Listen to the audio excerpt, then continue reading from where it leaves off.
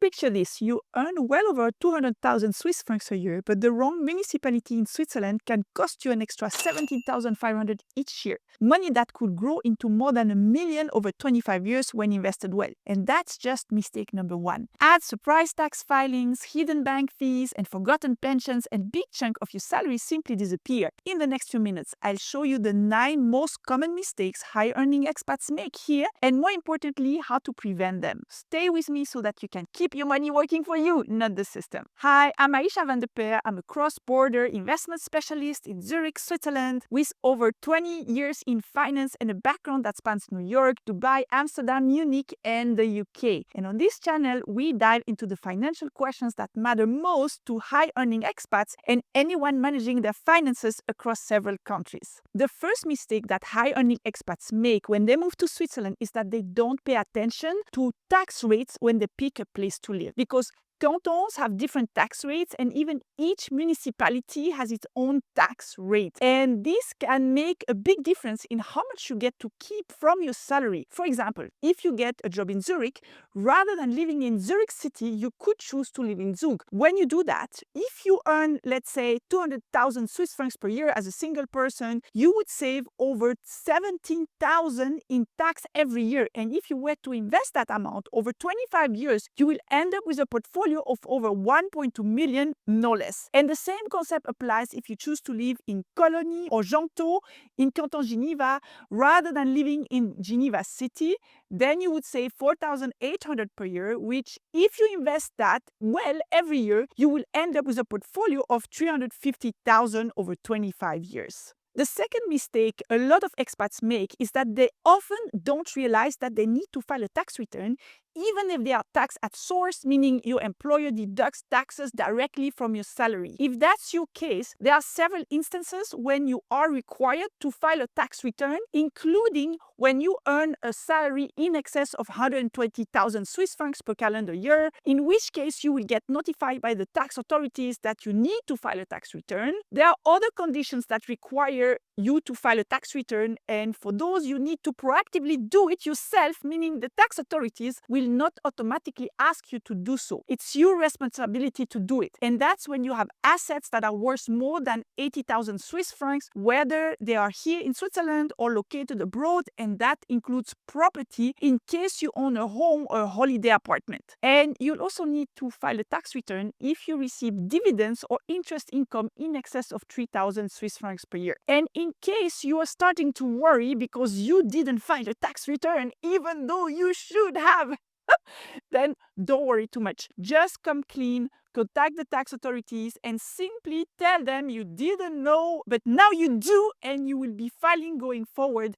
You will find that the Swiss tax authorities are actually quite nice when you try to rectify the situation, but of course, they will likely be a lot less nice and accommodating if they find out about you and come after you instead, which is more likely to happen if you have large amounts. The third mistake that a lot of high-earning expats make when they arrive in Switzerland is that they have this kind of dream that they want to invest with the Swiss bank.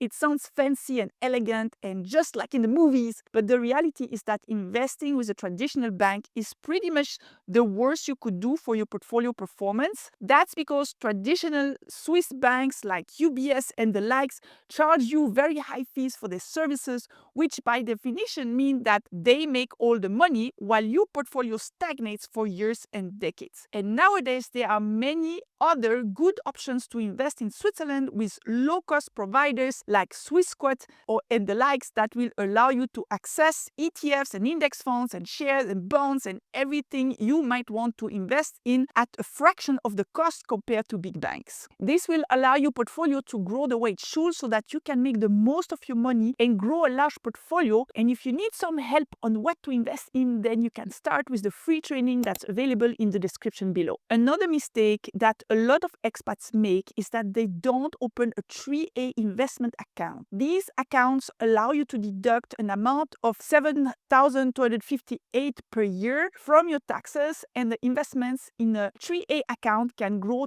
tax-free over the years. And if you leave Switzerland at some point, you'll be able to withdraw your 3A pillar amount and take it with you when you leave. Now, there's another mistake that expats often make when they do open a 3A account is that they actually open the wrong kind of 3A account, or they open a 3B account, which is even worse.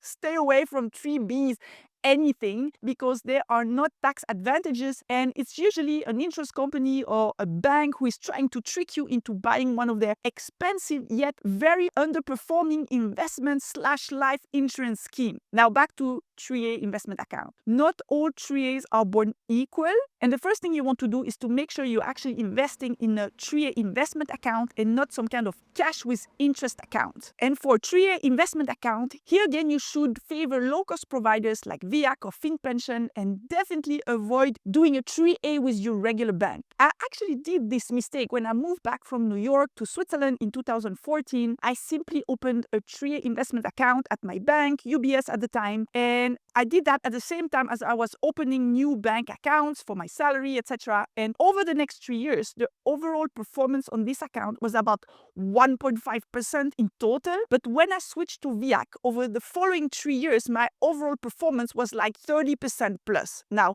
this is not exactly comparing apple to apple, but it's just to illustrate the kind of difference in performance you get from investing with a low-fee provider. Another common mistake that high-earning expats make is that they don't pay attention to currency conversion fees. So whether you're transferring your saving that is in another currency to Switzerland, or if you want to invest in a euro-denominated portfolio, for example, then you really need to pay attention to how you're converting currency, because that's one of the big unspoken hidden way that banks and trading platforms make money on your back without you even noticing. And one thing that you can do is open accounts in the various currencies that you need to avoid unnecessary conversions back and forth. And if you do need to convert currency regularly, or if you need to convert a large amount, then you can either use a neobank like Revolut, for example, or if you're investing, you can convert currencies very cheaply on the trading platform Interactive Brokers, for example. One more very all too common mistake that expats make when they move to Switzerland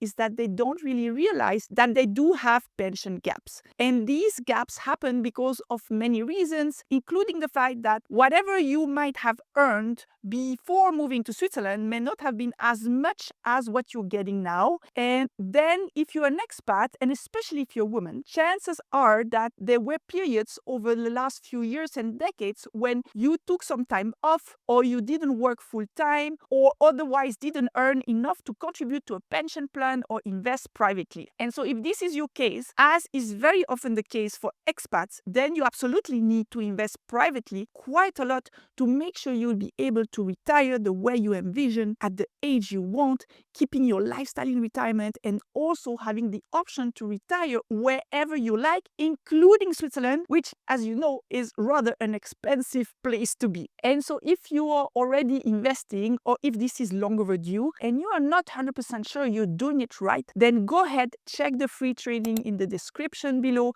This will get you further and help you bridge your pension gaps. Another mistake that's so typical and that I can definitely relate to after having lived in 5 different countries is the tendency to keep bank accounts scattered in different countries and in different currencies. And this presents many issues, including not keeping an overview of what you have and difficulties logging in and accessing this money over time, like when you don't have your local mobile number anymore. And that's what happened to my sister Fanny, by the way. She had left behind about 80,000 USD in India, of all places, and it took her months to get this money back, and it was a real nightmare. It's also not very wise to leave cash lying around, losing value due to inflation, especially since many currencies depreciate a lot more than the Swiss franc. And so you want to be very selective with the accounts that you keep abroad, and in many instances, it makes sense to close them and take the money with you. The last mistake that a lot of expats make is a very important one. Many expats leave Switzerland and pretty much disregard and forget about the pension contributions they've made when they worked here. And when that happens, pension funds will wait for 6 months without doing anything. Then they will send you like 2 letters to ask you where you want to forward your pension assets. And side note, you actually have to leave them in Switzerland in a vested benefits account, but you can choose which provider you want for that. And as usual, you need to pick one with low fees so your pension assets can grow properly. And if you don't respond to the letter they send you, assuming these letters actually reach you, then the pension fund will keep your pension assets for 1 or 2 years maximum before they transfer them in cash to some kind of standard vested benefits account, and the cash will lie around there uninvested for years,